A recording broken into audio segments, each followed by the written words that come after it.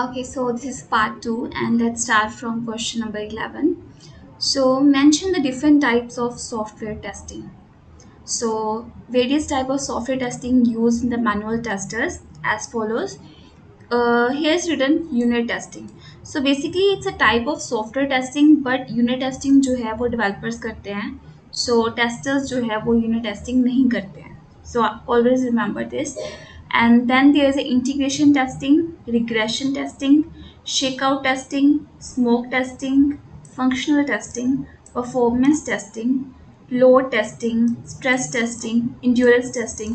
So जो एक performance testing है ना, इसी की ये type है, load, stress and endurance. उसके बाद हो गया white and black box testing, alpha and beta testing, then system testing. तो इनके अलावा भी बहुत तरह की सॉफ्टवेयर टेस्टिंग की टाइप्स हैं. ये सिर्फ कुछ टाइप्स मैंने यहाँ पे मेंशन करे हैं एंड इनको अच्छे से ना हम आगे कवर करेंगे कि इनका रियल डेफिनेशन होता क्या है. सो ये कुछ टाइप ऑफ सॉफ्टवेयर टेस्टिंग है जो अभी मैंने मेंशन करे हैं. उसके बाद है वो एक चीज़ और यहाँ पे एक क्वेश्चन है परफॉर्मेंस टेस्टिंग का. So this is also very important question क्योंकि फंक्शनल टेस्टिंग में तो बहुत सारे फंक्शनल टेस्टिंग के टाइप्स आ जाते हैं, बट जो नॉन फंक्शनल है ना उसमें टाइप्स बहुत कम होते हैं. सो नॉन फंक्शनल में परफॉर्मेंस टेस्टिंग का मेन होता है और परफॉर्मेंस टेस्टिंग के आगे उसके डिफरेंसेस होते हैं. So this is very important. Non functional में ये आपको पता ही होना चाहिए कि परफॉर्मेंस टेस्टिंग क्या होता है एंड उसके अंदर टाइप्स क्या होते हैं, उनमें डिफरेंसेस क्या होता है, क्योंकि सेम सेम सा लगता है. लोड, स्ट्रेस सेम सेम से होते हैं, वॉल्यूम एंड और भी यहाँ पे हैं तो वो सेम सेम लगते हैं, बट उनमें डिफरेंस होता है. सो परफॉर्मेंस टेस्टिंग का बहुत ही इंपॉर्टेंट क्वेश्चन जो इंटरव्यू में पूछा जाता है. Okay, so next question is what is the difference between a test driver and a test stub? So test driver क्या होता है और टेस्ट स्टब क्या होता है. वैसे तो ये बहुत ही रेयर पूछा जाने वाला क्वेश्चन है, बट स्टिल कभी कभी पूछ लेते हैं, सो आपको पता होना चाहिए. So the test driver is a section of code that calls a software component under test. It is useful in testing that follows the bottom up approach. तो ये बॉटम अप अप्रोच हमने लास्ट टाइम भी पढ़ा था कि bottom up approach होता है integration testing में. तीन तरह के होते हैं, सो उन्हीं का पार्ट है ये बॉटम अप अप्रोच भी. तो ये टेस्ट ड्राइवर जो है वो बॉटम अप अप्रोच में होता है और जो टेस्ट स्टब है वो टॉप डाउन अप्रोच में होता है. सो टेस्ट ड्राइवर क्या होता है, एक सेक्शन ऑफ कोड है जो कि मतलब सॉफ्टवेयर में टेस्टिंग में हम यूज़ कर लेते हैं. डमी बोल लो या कुछ टेस्टिंग के लिए, हम अभी कंप्लीट नहीं हुआ है हमारा कुछ टेस्टिंग का पार्ट, कोड का पार्ट, तो वो code as a code section हम उसमें यूज़ कर सकते हैं. सेम वे टेस्ट स्टब होता है कि डमी प्रोग्राम है that integrate with application to complete the functionality. कि अभी कंप्लीट नहीं हुई है फंक्शनैलिटी तो उसको हम डमी एज अ डमी कोई चीज़ है उसको यूज़ कर लेंगे ताकि हमारा कंप्लीट हो जाए फंक्शनैलिटी. यू कैन से कि एक रास्ता है जो अभी बीच में से कंप्लीट नहीं हुआ है, तो एक डमी वहाँ पे कुछ लगा देंगे टेम्पररी ताकि वो हम क्रॉस कर सके वे को. उसी तरह से यहाँ पे टेस्ट कर सके प्रोग्राम को, एक डमी प्रोग्राम इंटीग्रेट कर देते हैं. So it is relevant for testing that uses top down approach. तो ये चीज़ याद रखनी है, टेस्ट ड्राइवर्स में है bottom up approach, test stub में है टॉप डाउन अप्रोच. तो कुछ एग्जाम्पल्स हैं. Let's assume a scenario where we have to test the interface between module A and B. तो A and B का interface हमें test करना है. So we have developed only module A. सिर्फ A module बना है.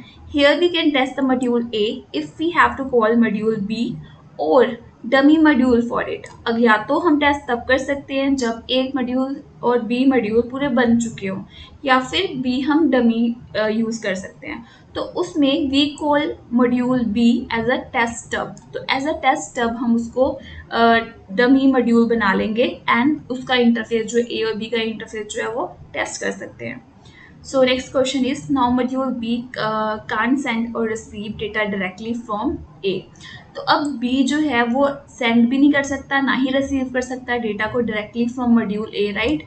In such scenario, we have to move data from one module to another using some external features called test driver. तो उस case में हम data को move करते हैं एक मॉड्यूल से दूसरे मॉड्यूल में यूजिंग एक्सटर्नल फीचर, उसको बोलते हैं टेस्ट ड्राइवर. सो यहाँ पे दोनों चीज़ें कंप्लीट हो गई. एक ए और बी में जब इंटरफेस की टेस्टिंग करनी है तो बी मॉड्यूल हमने डमी यूज़ करा, उसको बोल दिया टेस्ट अब. ठीक है, वो होता है टॉप में, टॉप डाउन अप्रोच में.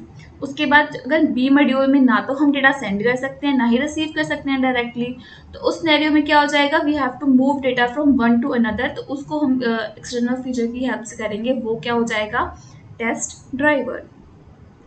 सो ये बहुत ही इंपॉर्टेंट टर्म्स है जो कि हम बेसिकली इग्नोर कर देते हैं, बट ये इम्पॉर्टेंट है। उसके बाद है what is agile testing and why it is important.